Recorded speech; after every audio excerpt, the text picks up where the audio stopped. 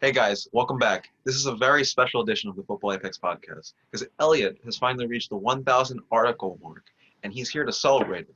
So, what better way than to ask him quick fire questions about his career and how this benchmark has changed his life? Now, Elliot, you know, as a journalist, I always got to hit you with that easy question.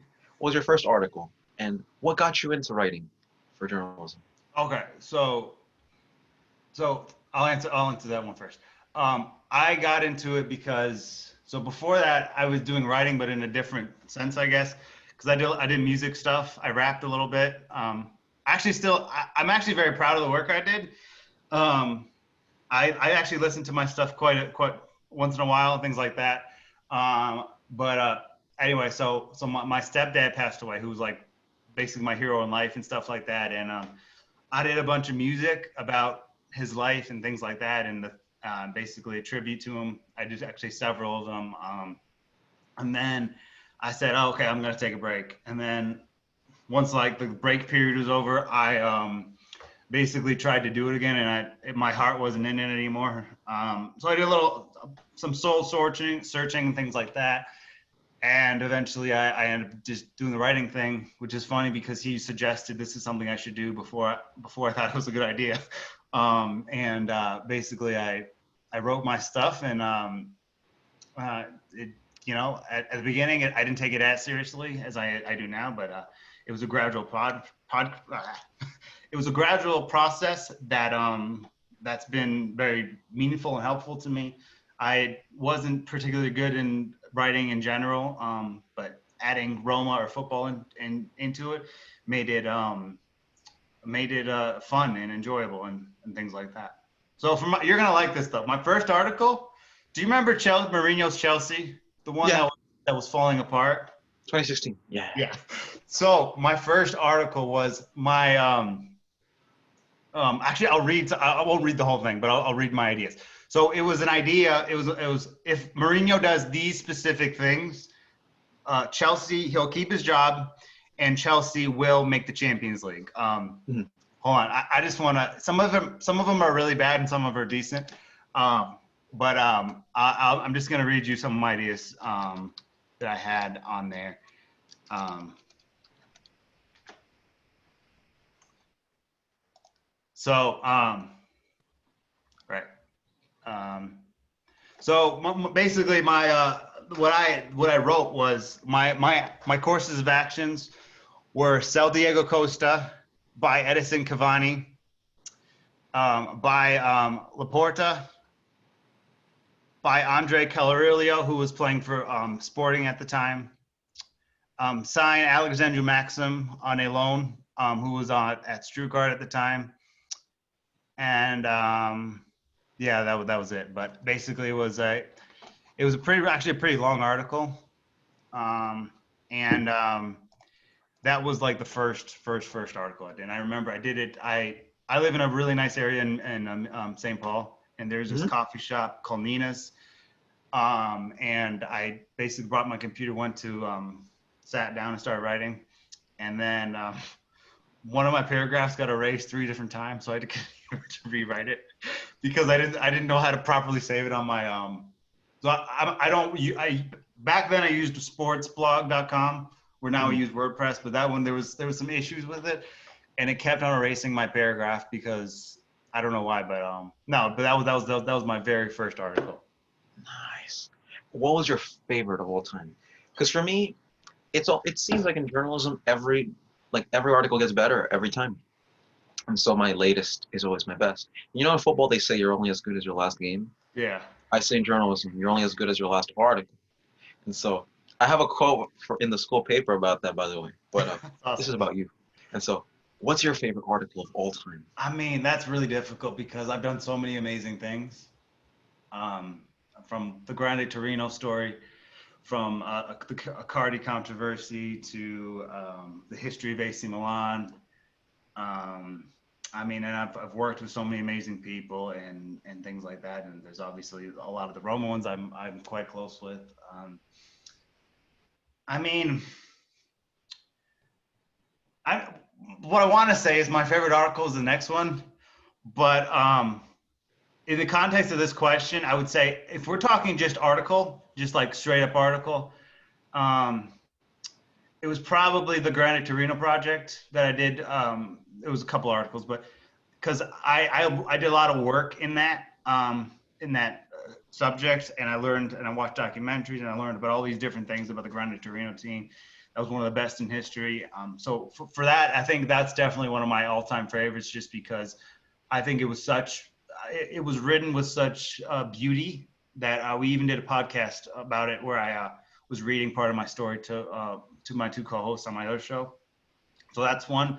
But if we're just talking writing in general, it's definitely the book that I did, that working with Kayla and getting to have that sort of those sort of and experiences.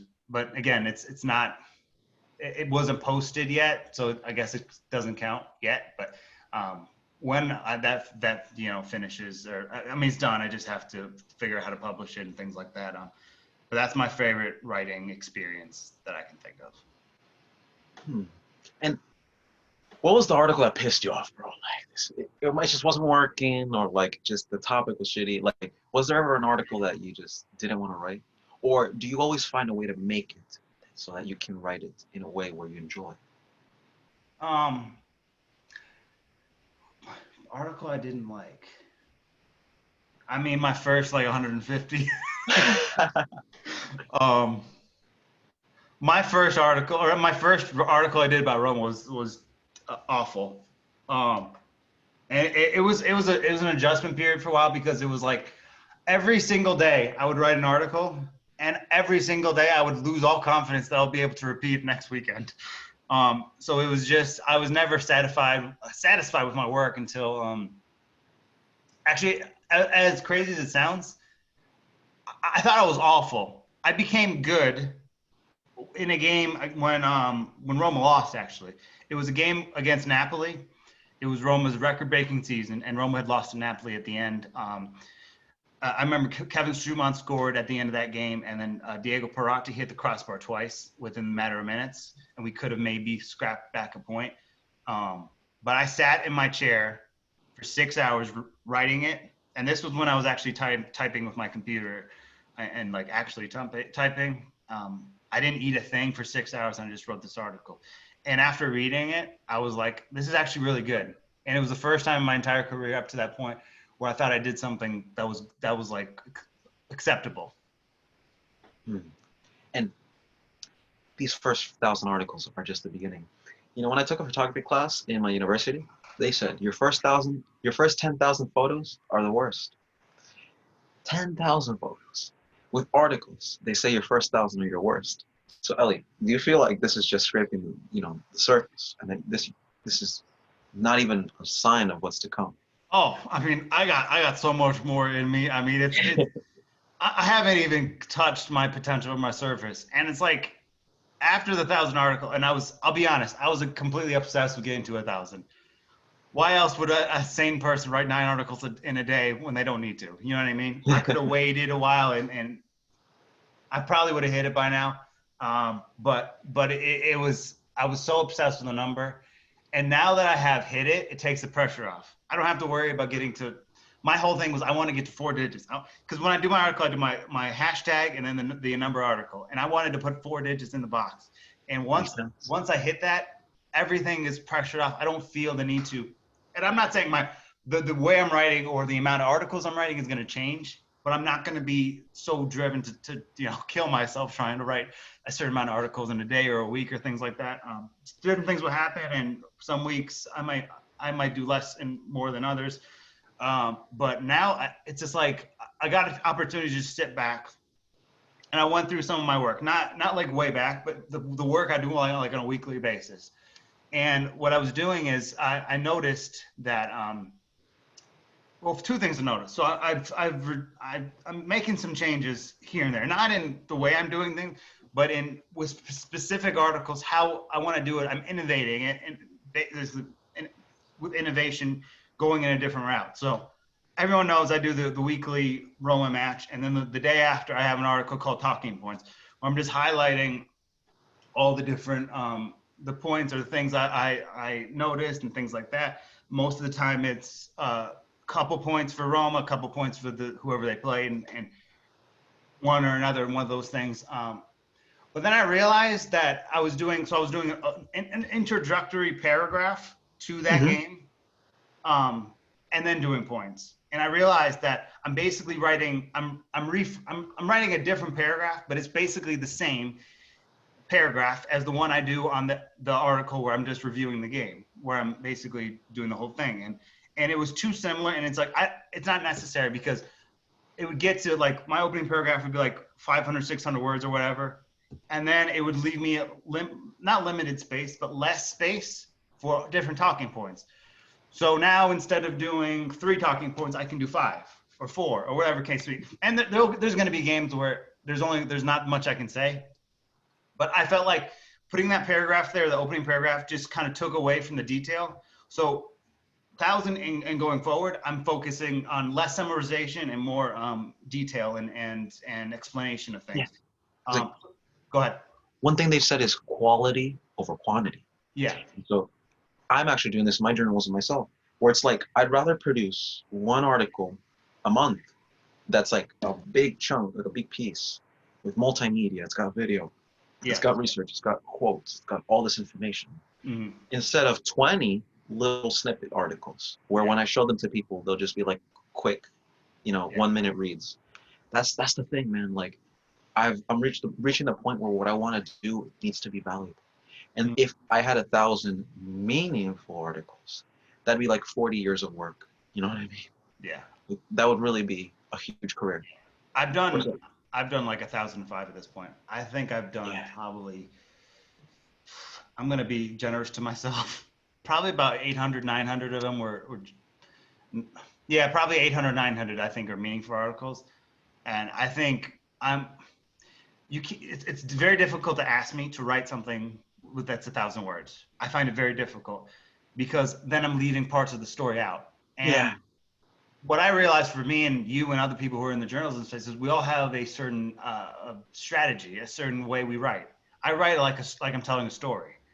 So sometimes, in doing that, it's really hard to write something that's small. And I'm not writing something that's 40,000 words or 20 minutes to read. I'm writing stuff that's about 7 to 10 minutes to read. Sometimes a little less, sometimes 5, 4, depending on what the situation is. But I understood early that was my style, and I wanted to storytell. So obviously, you and others have seen the articles I do about the players of the week or whatever, or the best games I've seen. And you realize when I talk about, so last week, I'll give you an example. I've been, I'm really harsh on Theo Hernandez, because I see his potential in the attacking sense, and I just But on the don't. defense. And that's my biggest issue with him. And then last week against, I think it was Parma, he was good on both sides. He won them the game single-handedly. And I literally started my entire my statement with, I've always been very harsh on Theo Hernandez, but this week he made me shut up. And I'm just telling, so I'm giving background to every situation, because it's very easy to say, oh, Theo was great, he did this, this, and this, boom, boom, boom. Milan got points because of Theo Hernandez. He was the big hero. But I don't need to do that. It's just such a simple concept. So it's a lot of storytelling. When I talked about Buffon against Barcelona a few weeks ago, I talked about the history of Buffon and how he's the greatest goalkeeper of all time, and how going into that game, it was all about Ronaldo and Messi and things. And then Buffon made that game his. And then I went to specifics of what made him so good and things like that. But, it's just about innovating in that way. And I'm trying to tell a story each time. So I feel like you're gripping to what I'm saying. So, I mean, as far as that, it's just, yeah. So there's one thing. That's the talking points. I'm going to do more detail and less summarization. And then previews. I realized previews this last week after I was finishing, after I, did the 1,000 article, and then I went to sleep, woke up the next day, and I didn't have anything to write. So I went back and read some of my stuff. And I think the preview was probably my weakest of my articles. And I think my previews are good, but they weren't really giving a big entail. I'm basically telling you how I think they're going to line up, a summary of what had happened the previous week. And then I'm breaking down the game, who I think is going to win and why I think they're going to win and things like that. And I realized I could be doing so much more with this. So what I've done is this last week was the best preview arc I've ever done. So the first opening paragraph was the same. The Roma paragraph was the same. But then I broke it down a different way. So now I was writing about what Roma needs to do to win the game. So I highlighted 3 things they need to do if they're going to beat Atalanta. They obviously didn't, but we don't need to get into that. And then I highlighted 3 points of Atalanta, what they need to do to beat Roma. And then at the end, I am just giving my prediction short. And ironically, as painful as that match was, conceding 4 goals in 25 minutes, the points that I highlighted for Atlanta was exactly why they won the game, which is a cool thing for me, not from the result, but from that. So I felt like I'm not giving enough respect on the people that Roma are playing. So I just basically write their lineup out, and that'd be that.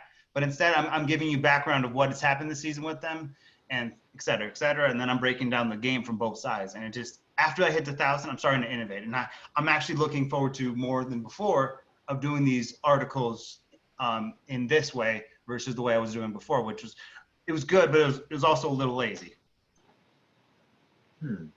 And obviously, you gain an affinity for Roma. It's your favorite club, I'm assuming. Yeah. But was there ever another club that you found yourself constantly writing about that like you didn't even know you liked writing about until you started to look at the mass of articles that you had? Another club that I like writing about. That's a tough one. I mean, there are teams and players that end up on my lists of players of the week and performers of the week a lot. I'll be honest, and it's going to be ironic because they just smashed us today. I like writing about Atalanta. If you notice, here's the thing: if when I do performers of the week or matches of the week, I can pick whoever I want because they're my matches of the week and my players of the week. I don't have to pick Juventus every week. Last year I was just doing Serie A. This year I'm doing Europe, but Atalanta always ended up in my list because I thought the backstory was so incredible of what they'd gone through to get to this point, and the storyline of the players. And I was really fascinated with the strike partnership of Ilicic and Zapata because of their physical, imposing size and ability. And I always thought a Premier League team would really struggle with having to man mark or trying to manage what those two can do as a unit. So I always looked at just from a strategic standpoint, they're interesting. Their story's interesting. Their coach is amazing. So Atalanta's one. I also love writing about RB Leipzig. I've done it a fair few times.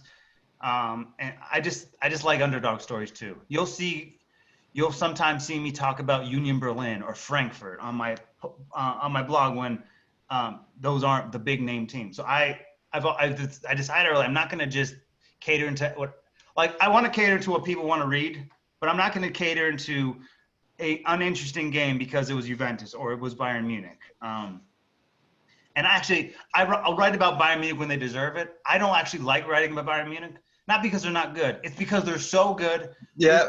There's not a story that I can tell. It's like, yes, Bayern Munich are the best team in the world. Yes, they were amazing. Yes, this, yes, this. So I like talking about teams and stories that, like, if you talk about RB Leipzig, you can talk about the story that's attached to them, where they were 5, 6, 7, 8 years ago and how they were able to become a superpower. Then you can talk about Atalanta and what they go through. You can talk AC Milan, what they were in the past and how they're trying to get it back into the right place. And so I don't like talking that much about dominant teams. And if you're talking about a player I like to talk about, my favorite player to talk about is Neymar, because I love talking about the story of the perception of that he's so unlikable, but then he just does this, and this. So there are always teams I look for, and always teams I try to highlight. But again, I give credit where credit's due. If PSG didn't have a meaningful match, I'm not going to write about it. And if Atalanta's not valuable, but it's just like, it just depends on what I see on the football match and things I see when I watch the games. And there are always teams you like to write about, and there's teams that you don't like to write about. There's some teams I don't like to watch, but if they have a big game, I have to give them credit and stuff like that. I mean, I actually don't mind writing about my rivals, but I'm not going to go out of my way to write about them if it's not necessary. So Kiro Mobley, like for example, he ended up on my playlist I think 5-6 times last season. I could have had him on there multiple more times than that, but it's just like it's one thing. There's always teams rivals you don't really like to talk about, but you have to. And then there's always teams you enjoy writing about. And there's weeks where you're sitting there like, oh, it would have been so perfect, but then they have a really bad game or it's a boring game because I like having the background. The structure of my style is the background of the situation I'm discussing. You know what I mean? And one thing that I admire is that you truly do it out of passion, because it's not like these articles get a lot of clout. It's not like they are for a publication like the Daily Metro or the Sun or Bleacher Report. Yeah. These are genuinely just like personal blog posts that you put a lot of effort in. Mm-hmm. And it is even transcended into me, where I'll post like on my Instagram, I'll post like all these stats and stuff just because I love doing that. Yeah. There's no real reward to it all. But to have an accumulation of it all and then look back and say to yourself, I did something. And people read my work. Yeah. That just must put a smile on your face. And so while you never consider yourself a journalist, you consider yourself a writer. The thing is, I don't think I'll ever be working for one of these companies. I would actually be surprised if I ever get a job in journalism. And I'm not saying that as a negative thing. But when I die and people discover what I've done, I will be, I mean, not that it matters to me, but I'll be celebrated and people will think of me more for my work than who I was. And I'm sure my family will want to talk about how great I was as a person and things like that. I actually, this is going to sound weird. I want people at my funeral to say, friends of mine will be there and they say, oh, remember when he talked about that Granite Torino article? And he talked about the 130 goals that Torino scored in 1947. Man, that was one of his best. You know, stuff like that. Like my entire goal at this isn't to be on ESPN. I feel like I know more about football than most of them. And because of I have a journalism background because I created it, but I didn't go to school for journalism. I'm not interested in going to school for journalism. But I think the way I can feel at the end of this whole journey, and I hope I have a long, long career and I don't have to die for very, very long because I love life so much. But is when I'm at my funeral, people will talk about the work I did more so than they'll talk about me, but more so than who maybe I was as a person per se. And that's and if that's not the case, I don't say I failed, but someone will find my work some way or another. And as you said, some coach will use your tactics to win a World Cup. I believe it. I mean, I'm not saying it's going to be anybody I'm alive when it happens, but there will be a Champions League win manager that could use some of my ideas to that. And it's more about, it's not so much about being recognized. It's so much as people being respected. And sure, is anyone going to really look at me as one of the greatest icons in history of football? No. But people that are aware of my work, who have been aware of my work my entire career, may look at me in that light. So I don't need to be universally recognized as the greatest ever, like Leo Messi, for example. Oh no, but he is. But then you have someone like, I always bring this guy up. Nander Hidiguti was the ignored crucial piece of the Golden Team. And if you ask people in Hungary, they know him. They think he's one of the greatest. You know what I mean? So I don't have to be recognized universally as one of the greatest, even though by the end of this, my body of work will justify that. But I don't need the validation to sort of to crown me, because I feel like I'm doing this because I love to do it. If you want to pay me $1 gazillion, I'd be okay with that. But it's not why I'm doing it. I love it because I enjoy it. I'm the same exact way. And so I have a question for you. Yeah. What if you're at your funeral and they say, Elliot, oh, he was a big Lazio fan. Will you turn in your own grave? Oh, that's your reaction right there. Oh my God. This is real, actually. Unimprovised. You laughed me. I was laughing as I was. Anyway, now, there'll be some guy who says that. Sorry.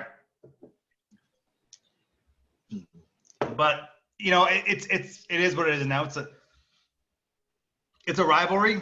It's it's there's hatred from both ends. Um, when one of my friends dies, I might say that oh, she was an AC Milan fan or Oh, something like Danielle, of that. course. Or something like that. And I'm actually friends with a Lazio fan now. And when they win, he's the only person I say good win to. Is it Lazio Close? Is it him? It's on Instagram. His it's kicking cleats. Oh, I know him too. Yeah. If you follow the Couch Show Tears, they have a podcast episode where I was on the first or second episode or something like that. No, but me and him we speak almost daily from on either from Messenger or DM or something like that. Nice. But and I never thought I'd ever make friends with a Lazio fan. But again, people can remember me the way they want, but the hope is that my work will stand out on that particular day. So it's just like one of those things where it's just like I don't need to be have the name or the financial status, but when my work is discovered, people will remember and realize the impact that I did make. I may not make an impact in the world in the world, but I will make an impact in the world I live in. In the football world, I will be noticed. People will know who I am. And they will pass on the legacy even after I'm gone. So. And now, what are your ambitions moving forward? Is it to write another 1,000 articles? Is it to like be on TV? Like, what is the thing that you are yearning in this life, or maybe in your career? What do you mean by that? Like, for me, for example, I want to be an anchor on television, a presenter, whether it be for hard news, for soccer, for meteorology, whatever it may be, whatever opportunities that I'm presented. Yeah. As long as I'm on TV, I made it. That was my goal. For you, like, is there something that's like of a similar realm? Like, maybe have your article published on Bleacher Report one day, or like maybe Messi quotes your article, something like that. You know what I mean?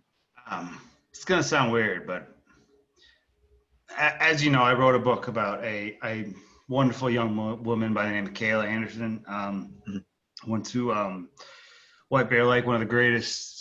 First of all, one of the nicest people I've ever met in my life. One of the greatest strikers of the history of girls soccer in Minnesota. And look, I don't have a deep meaning of what I need to happen for me to feel like I made a difference or did anything. And look, she's young, but when she realizes and gets the sacrifices of what I made for her during this last season, if she's ever curious about how many goals did I score against Forest Lake, the book, she can look back and see every single moment of her entire career, basically. So for me to make it is her to hit me up or something, or say something to somebody 10 years from now in an interview. In my mind, she's at the Women's World Cup or something, and someone asks her a question and she quotes me or says, a young writer worked with me when I was a youngster, really helped me get to that next level or something like that. So just getting to be a part of that conversation about women's football and giving it more respect and things like that. And I don't know what's going to be her story. I don't know how my story ends. But I hope that she just her just recognizing and being kind and thinking positively about the experience that we had together. I mean, that's all I really need. I don't need to be anything as long as she thinks, that it was amazing what the work we did together, and in some way that I helped her. If in some way my book helped her become, becoming a different type of player or a greater player, just knowing that I impacted her journey is enough for me. I don't need any more validation than that. Nice. And you remember when you've written 2 books, I'm assuming. And each of Uh, those well, go ahead. and each of those are like over 10,000 words, right?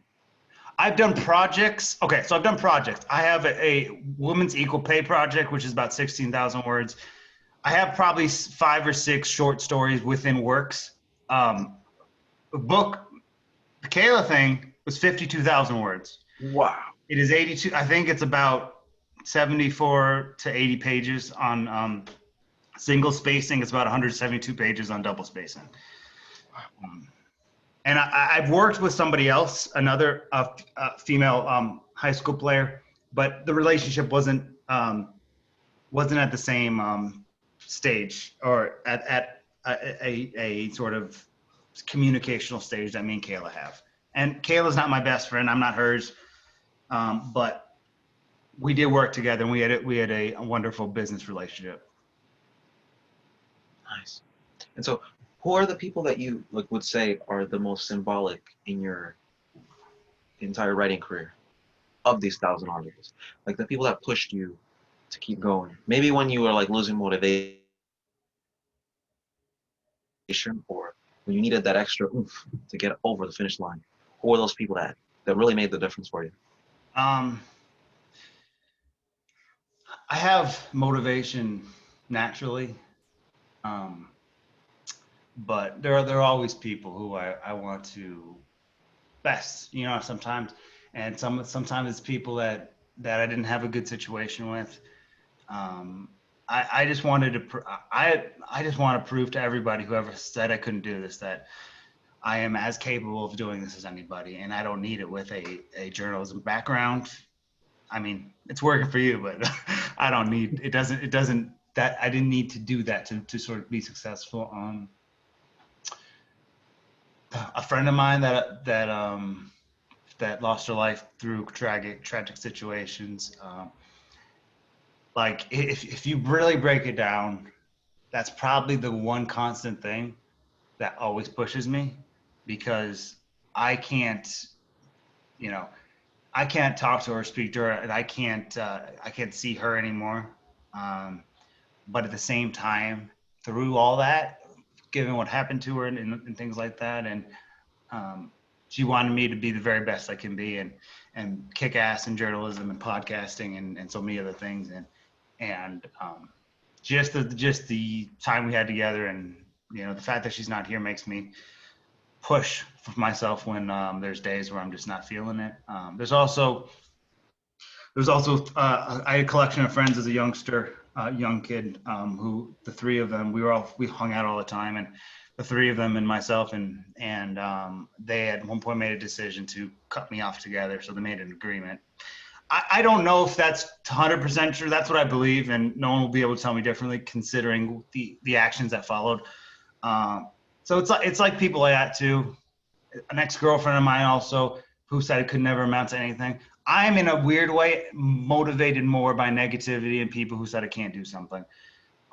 My thing with my childhood friends is, my entire mission in the journalism space and just in life in general is doing everything I can, putting myself in the best position to have a better, more successful, more respected life than those three who cut me off. And I don't have any negative things to say about them necessarily, other than that. And maybe there's some other reason why this happened. But those three, I don't think they're bad people. I just think I was just hurt by that situation, and I've been inspired by that situation. And now I'm inspired by those. I'm inspired by an ex-girlfriend that told me I would never be successful in this industry. And it's just all those different people that push me. And then it's people like Jack and you and Lewis and other journalism friends that I made all over the world. Because I think I'm of the people I know, I think I'm the best at this, but I have to look over my shoulder. You know what I mean? Because I know you're putting in the work. I know Jack is putting in the work. I know other journalism friends we have are putting in the work. And it's not like I want you guys to be the most successful people you possibly can, but still, I'm a competitive person, so I still want to maintain my number one status in doing that. And it's just like having other people who are going after it and going and getting it. It is a certain motivation, because if I take a day off, what if, what if James or Jack is starting a little earlier than me? What if I go to bed at Some this Kobe time? Bryant Mamba mentality right Yeah, there. exactly. It's not disrespect to anyone else. It's just I want to be the very best I can be, and having other people around me that are great help me a lot in a different in different ways. And then obviously I can count. There's countless people that I've met through football that have also helped me, and I've been able to rub off on in some way, and that's the coolest thing. Because my coolest thing isn't getting to 1,000 articles. I mean that was amazing. But when I have people like you or others who hit me up and say, I just wrote this article. What do you think about it? What do you think it could get better? What's something I need to work on? When someone asks me those questions like through Messenger, I get blown away because I'm just some guy writing articles in his house on his computer and posting them on the internet. I never thought I'd make an impact where other people are looking up to me or asking me for tips. And so that's my favorite thing about this is when somebody reaches out to me and asks me for advice on writing. For someone who is ADHD, autism, and taught themselves how to write versus somebody who's at a university literally being trained by other people how to do it. And so for me to just be in this place where all those things are the truth, and then I go out there and do what I do, and then people see what I'm doing, and then they feel, Elliot's really working. What he thinks of this. I wonder if this strategy will work versus this strategy. I'm gonna message him real quick to see if he can give me some advice. You know what I mean? Mm-hmm. And bro, one thing I'll tell you just from my life is that it's never one day to the next. It's never like, oh, that was the day that I became a world-class journalist or something. Yeah. It's the whole body of work where Yeah. people one day they look and they scroll, they see 1,000 articles. It's different though, because the thing is, I've always said, once you've made it, it'll be the worst day of your life because it's over. I don't ever want to get to the top of the ladder. I want to be continually climbing until I drop dead. Are you on like an upwards treadmill and you just want like, I mean, you know, to I go feel at this along? point I'm on an airplane, but Mhm. my destination is so far, that's going to be a long ride. Just because I feel like where I'm at right now is, I mean, a lot of my career doesn't make any sense. This is what I'm also very prideful of it. I have never had any class that I paid attention in with journalism advice. I didn't ask anybody for help. I didn't try to go do this route or this route. I just started writing with no experience, and that's why it took me so long to be good. Um, but with no experience, I was able to make this incredible life for myself in this industry. And you can say whatever you want about the journey I've had and anything that I can contribute. I think it's an amazing type of journey, and it's crazy that I started at 1 and now I'm at 1,005. And it's really something special, and it's something I'll remember for a long time. And there's legacy and all that stuff, but there's moments. I mean, when I like, again, we can talk about it again, but when I pass away, somebody will mention that I once wrote 9 articles in one day, and people will comprehend, how the heck did he do that? Plus, and he started at like noon. How did he go from noon to 8 o'clock and wrote 9 articles? It doesn't make sense to me. You know what I mean? Stuff like that. So I just hope I, in some way, made an impact on others, and people will respect the route I took. Because I'm kind of like Leicester City, but with Atlanta's roster. Because Leicester City is a fluke. Atlanta was consistency for many years. So I feel like my story is Atlanta, the story of Leicester City with the skill set and intelligence of Atlanta. Hmm. So, if you could go back in time and Mm-hmm. change anything in this whole journey, would you change anything? I would start writing at 17 instead of 23. No, because that's part of the experience. It's part of learning from your mistakes. Even in bad situations, I don't really feel the need that I did anything poorly or changed anything. I think I handled things the best way I could at that time. And looking back, should I have done 9 articles in one day? No, because I think I was too obsessed with the numbers, 1,000. And I wanted to get to it. But now that I've hit it, it takes the pressure off, and I'll still do the articles I would have normally done, but I can do great work, and I can not feel so pressurized to try to get to a specific number. And it's just one thing after another. It came on this journey, and you know, I'm just getting started. I'm just getting warmed up, which is great, and I hope I can have a long career. Again, it also comes down to the mentality.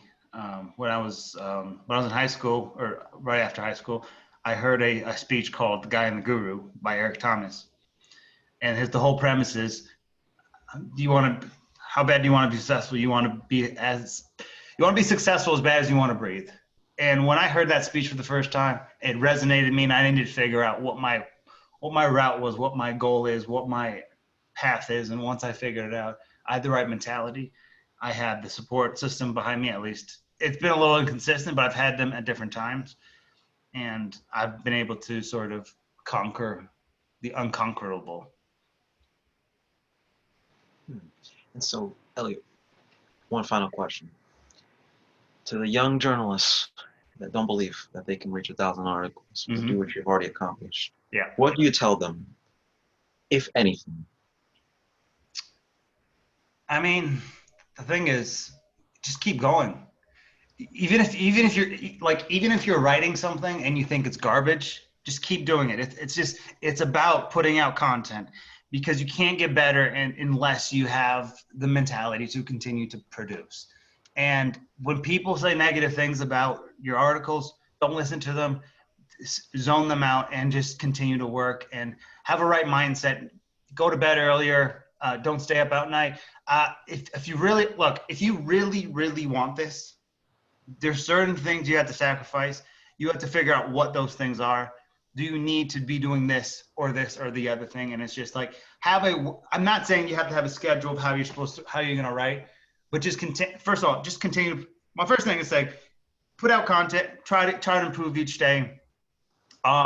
Install Grammarly. I know that might sound like a crazy, like not the most deepest advice, but seriously, people will have more respect for you if your sentence structure is making sense. So there's that. Then try to figure out what kind of writer you are, and maybe experiment in a few different ways. I mean, the subject matter you'll figure out, because that's what you're going to be passionate about. But what kind of person and writer do you want to be? I'm obviously a storyteller. That's my strategy. That's how I write. But that might not be the case for everybody. If you're a detailed writer, just write what you write. And if you're good at like maybe shorter things, then do that. And it's just like, don't think of something like a defining moment. Like you have to be ESPN to be successful as a journalist. You have to just be able to impact somebody. And if you're impacting somebody, then then it may not be like I made it, but you understand that you're making an impact and a difference on anybody. And so any young journalist, and this is my big takeaway, or one of my big things. If you're a young journalist and you do not have the educational background or don't have the capacity to do the educational route, don't think that you can't make it. Look at me, for example. I have autism, I have ADHD, and I believe I'm one of the best writers out there. In this subject matter, I'm one of the best going on the internet. I'm not saying I'm the greatest of all time or anything like that, but I'm one of the best right now. And I would even say I'm probably one of the best just in general, just in terms of content and the type of writing that I do. And Minnesota will never produce, and this is what I mean. The state of Minnesota will never produce a better writer than me. And that might sound arrogant, but I have no educational background. I have autism. I struggle with school. I barely graduated 6th grade, and I was able to make something of myself. If I'm able to do it, then why can't you? And even if you have educational background, you don't necessarily need to go to that route necessarily. It just depends on what you think is the best course of action for you. But you can look at me as an example and saying, if he didn't do it that way, maybe I don't have to do it that way. Not saying that you should throw that off the table, because obviously you're an example of being able to, and you're not where I am, but you're still doing something. You and Jack and others have done stuff that have proven that, that the educational route works as well. But my career, my writing career is an example that there is another way if that route doesn't, if you don't want that route or you feel like you're unable to do that. So if you have bad education or you don't have the educational capacity to go to a university, don't feel like you have to. Just do what you want to do makes happy. Work with people and collaborate.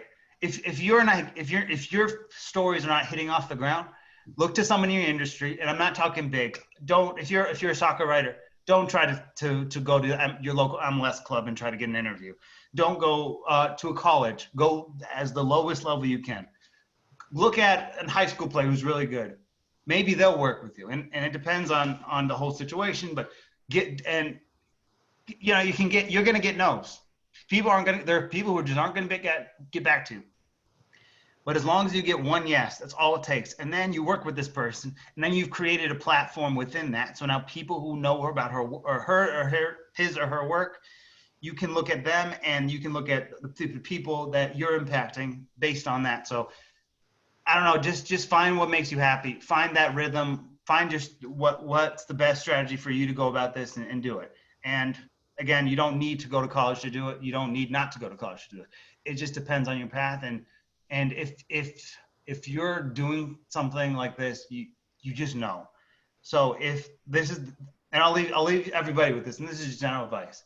If you have to ask yourself, am I passionate about this? Then you're not. It's not a question. You just know. And when I figured it out, I just knew. I didn't have to second guess myself. I knew this is what I'm meant to do. And I think everyone in general should, when you have that question to yourself, am I meant to do this?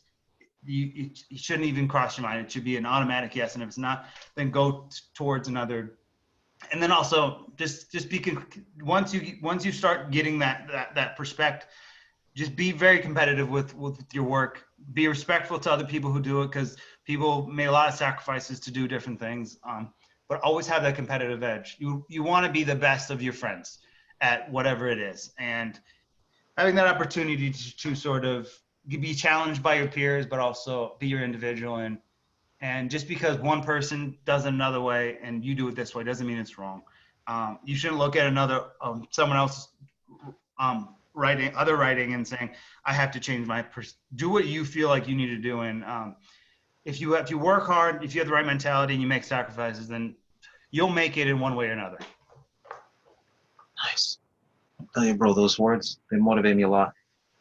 And I mean, I just can't wait.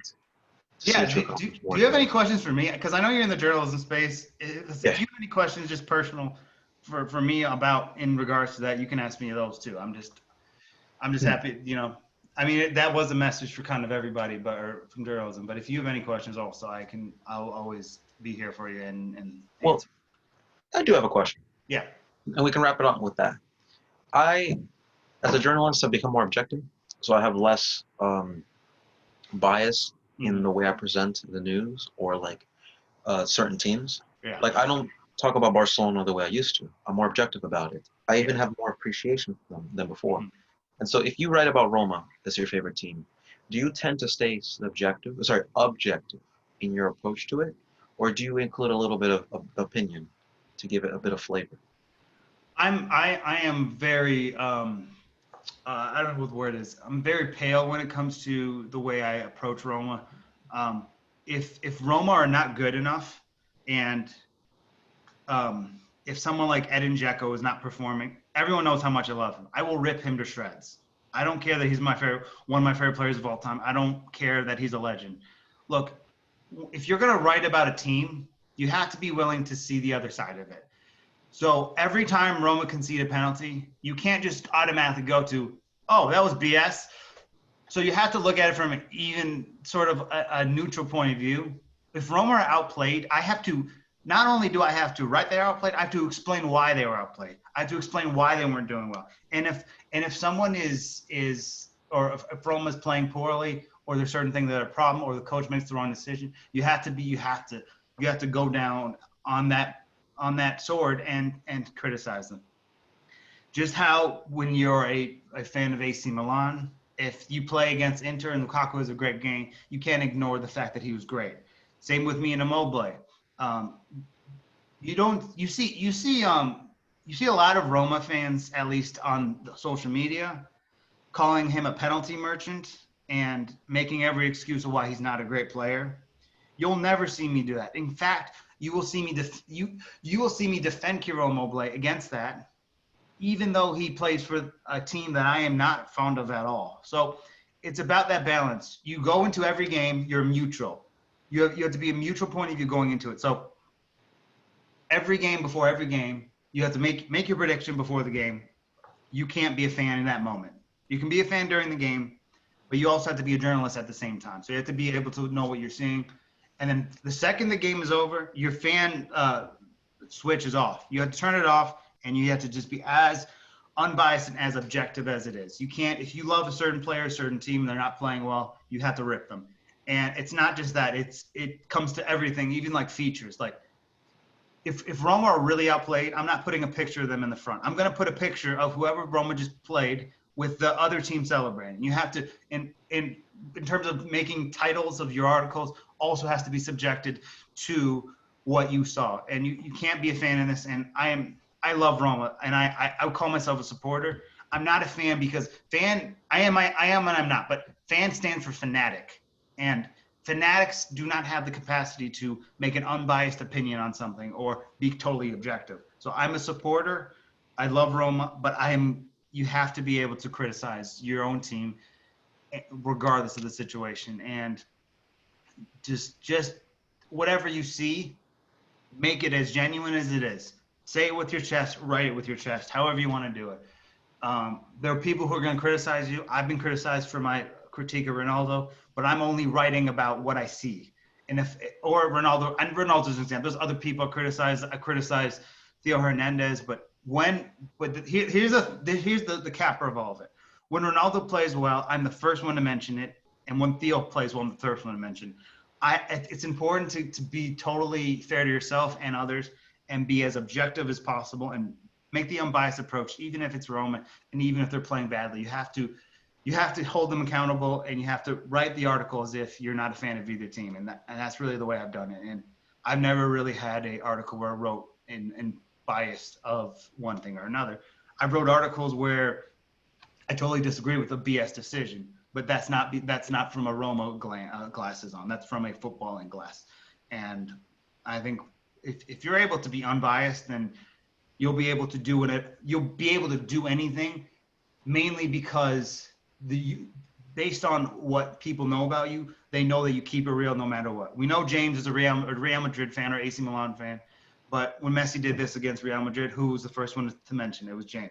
When Inter outplayed AC Milan for the last 6 times, no, but he wasn't making excuses for them. He held them accountable every single time. So you have to hold people accountable, hold your team accountable, and just be genuine when you write. It's like one of those things. If you have a belief, when I was crazy when I came out with the whole Mbappe might have hit his ceiling thing, but it is my belief, and you have to have conviction with everything you say, and just don't show any favoritism in any way. And I would largely warn people not to complain about referees, even if you're right, because it makes it sound like you're not being genuine. So it's just about genuine, and just be totally fair, and whatever you believe, and as a journalist and what you see, don't let other people's opinions dictate it. Which is why sometimes I would even recommend watching the game with the mute without the sound, because your opinions can be sort of fornicated by other people's words. And I think sometimes it's good to just evaluate what you see and take notes. Take notes every game. Write down key points of what you're going to cover and how you're going to approach it. But other than that, I think for the Roma stuff, just be unbiased and be totally fair. When they're great, pat them on the back. When they're bad, rip them to shreds. Just like with any other player, with any player you like or dislike, you have to have the same rule for everything. And that's sort of the way I would view it. Just because you might be a fan of one team, but you're a journalist first, and you have to make it clear that you're not going to be infiltrated or convinced of one point of view or another based on whatever situation it may be. Nice. Well, Elliot, those words mean a lot, especially because they come from the heart. And also, that Yeah. was like a specialized question, so like specific for me. But Yeah. for our viewers of the podcast, like they can, when they're listening to this, they have those aspirations. Some of us, we love. I mean, we all love football, but some Yeah. of us, verbalize it. And so maybe some people start writing articles, or maybe they start reading yours at least. And so this could be the kickstart to something special. Yeah. Because Just even think about we, that because my career never would have happened if certain things didn't happen. And sometimes tragedies would triumph. My stepdad doesn't pass away. And when he did, I probably don't end up in this seat. At least not now. I probably would have eventually, but when you're going through bad stuff, remember it all connects, and in the end, you will find something that you love in it, even if it's not journalism, even if it's not football, but you'll find something because my story is largely due to the fact that it at a tragedy, several tragedies pushed me in this seat, and it's just about getting better and trying to be the best you can be, and don't again, and it's just like be humble until you have resume to back it up. Which I would say, but yeah, just, and if I can do it, you can do it, and why not me, why not us, why not you, that sort of thing, you know what I mean? Mhm, exactly. So, bro, and to all our listeners, this has been a very special episode of the Football Apex podcast, and we can't wait to be able to get back and hear the 2,000 article mark. Am I right? Yeah, hopefully we'll still be doing it. For sure, for sure, for sure. But as always, it's been James and Elliot for the Football Apex You guys podcast. later. Catch you guys later.